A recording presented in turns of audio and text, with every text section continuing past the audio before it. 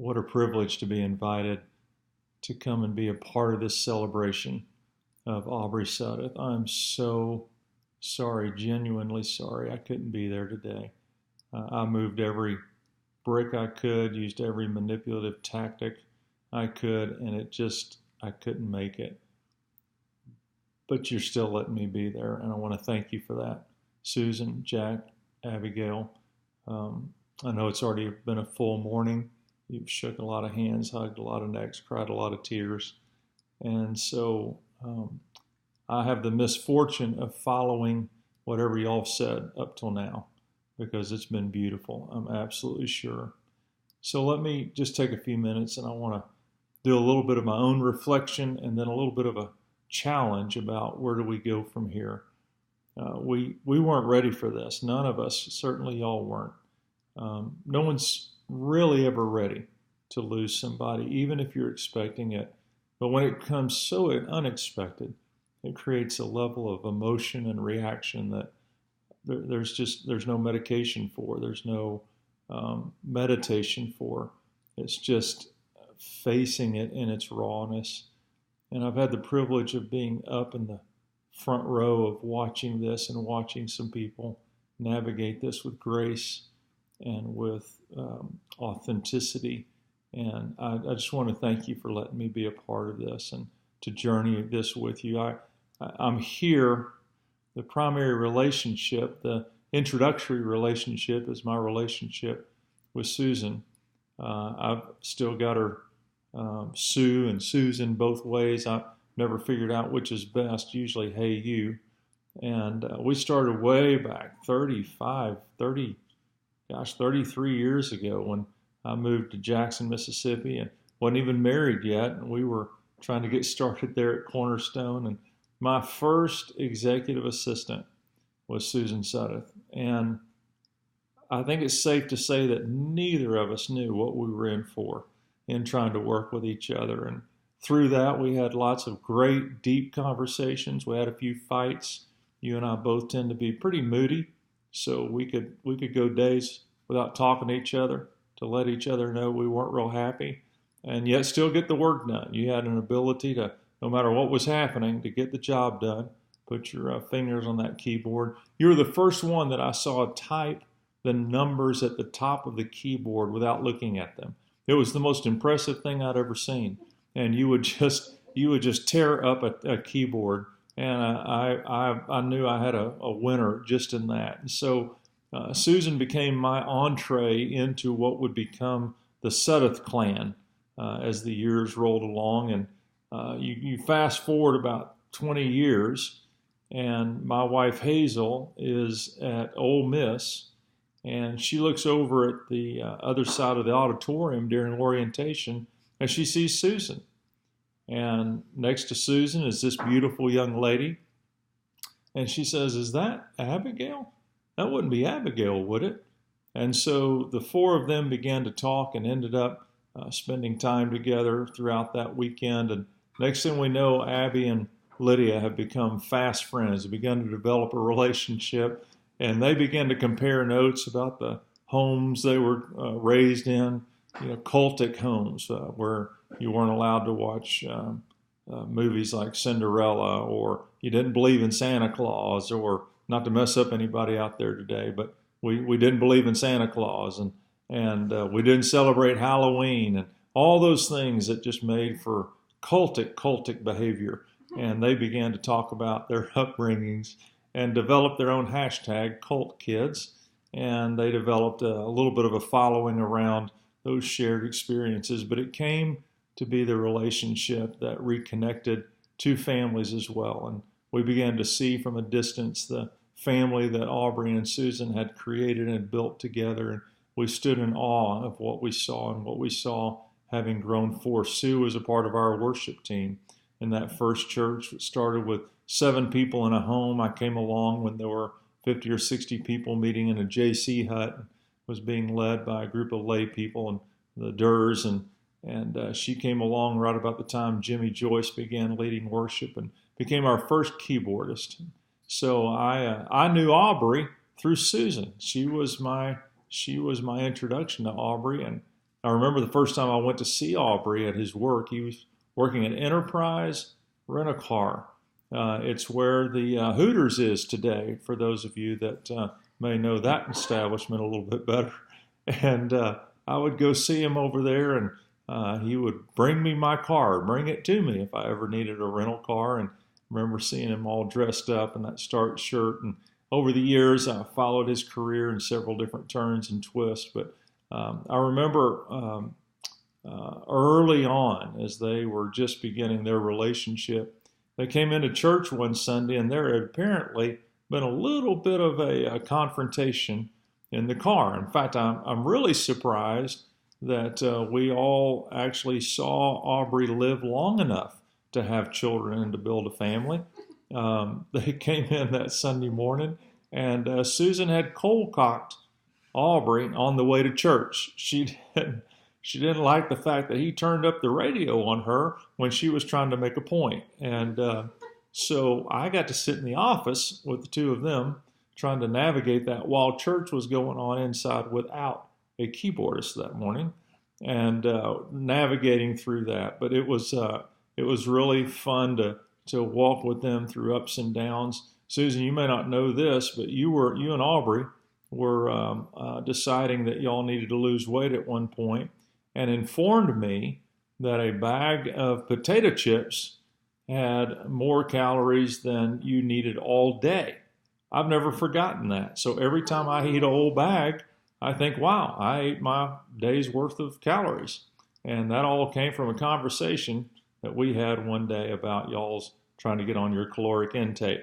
So thank you for ruining every bag of chips that I've eaten since that day. It's been quite the blessing.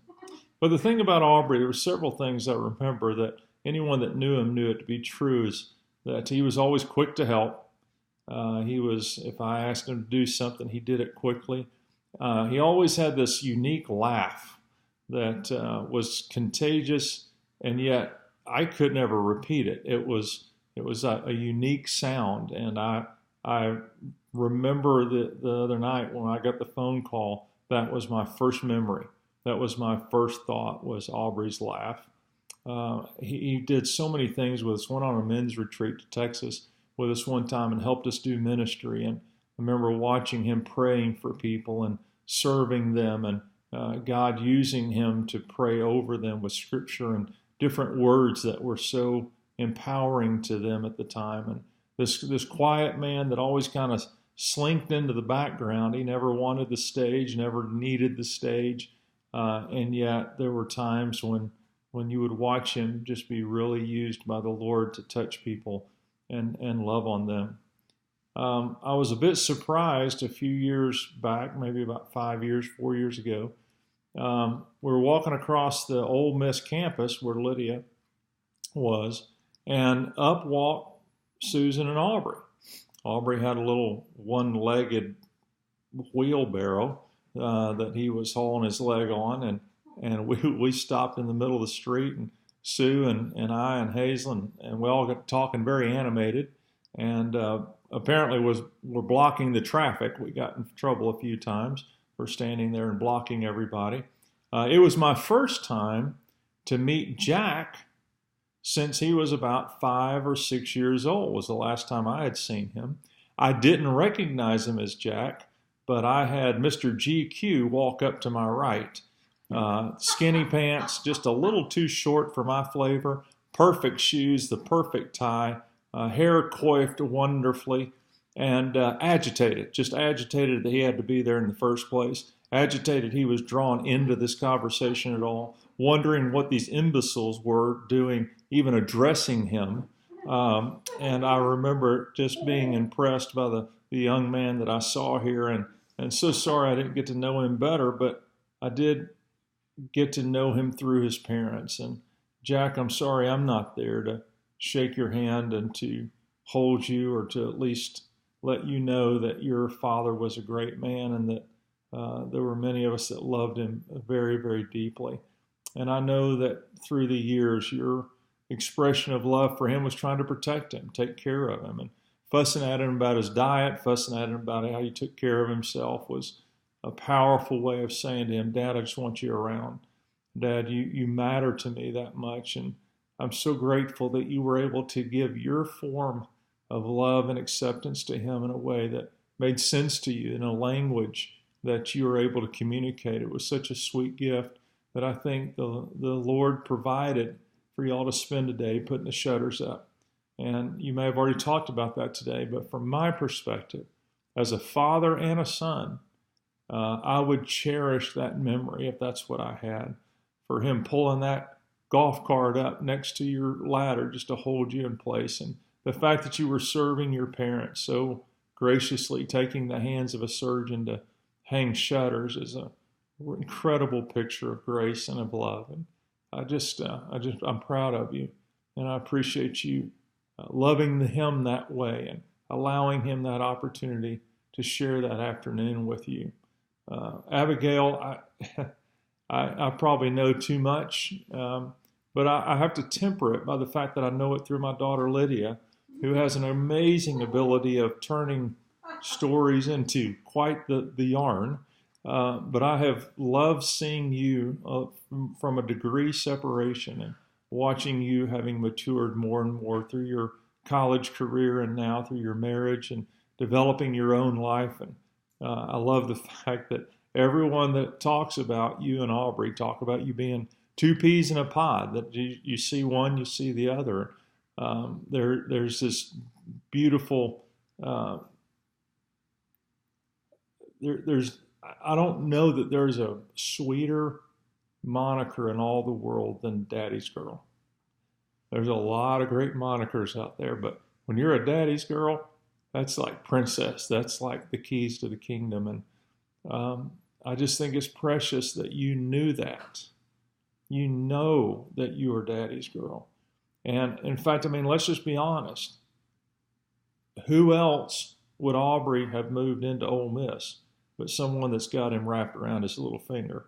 And he was so proud of you at that. And, you know, it doesn't take a perfect man to be a perfect dad.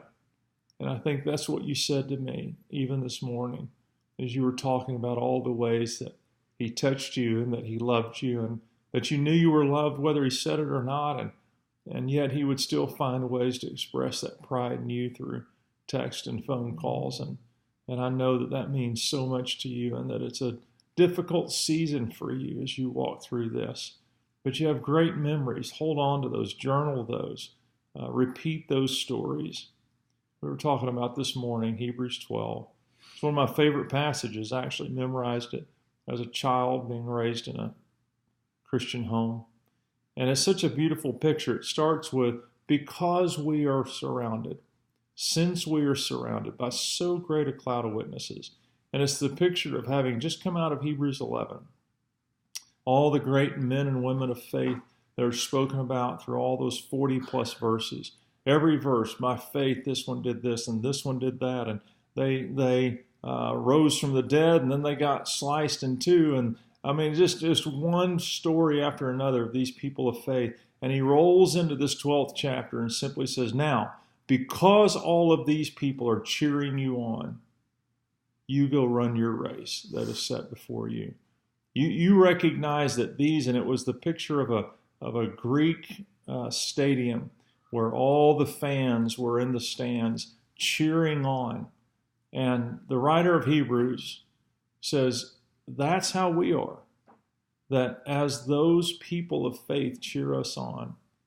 And I truly believe that that arena of faith is not just confined to Hebrews 11. I believe it's all those that have gone before us, all those that have known and loved Christ and have followed him, who are cheering us on here that are left. And I don't want to get into a big theological debate, but I believe there's enough biblical evidence to know that we're being watched over and that those who've gone before are cheering us and they are pulling for us. And we know we have a great intercessor in Jesus Christ.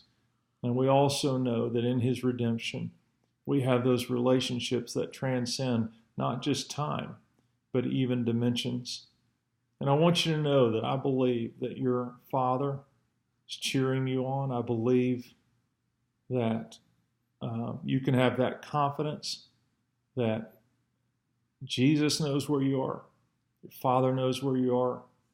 And I just want to be careful how I say it, that you can have confidence that you're not alone for a lot of reasons. You know, Susan, you said to me that after he got the diagnosis of dementia, that he looked at you and said several times, "I'm so sorry that you have to deal with this." Susan, I can only speak as a man. Can't tell you exactly what Aubrey was feeling, but I can get pretty dadgum close. And I think it was his way of saying, thank you for loving me. You see, if love is an action and not an emotion, then you have loved well. You have served well. And I just think Aubrey knew that, and he was thanking you for that.